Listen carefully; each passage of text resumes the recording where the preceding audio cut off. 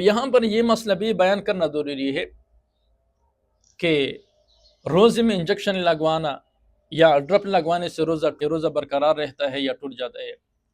تو فقہاء کرام فرماتے ہیں کہ روزہ ٹوٹنے کے لیے ضروری ہے کہ بدن کے اصلی راستوں سے کوئی چیز انسان کے معدے یا انسان کے دماغ کو پہنچ جائے، جس سے روزہ فاسد ہو جاتا ہے۔ فاسد کا مطلب ہے ختم ہو جاتا ہے، دوبارہ رکھنا لازم اور ضروری ہے۔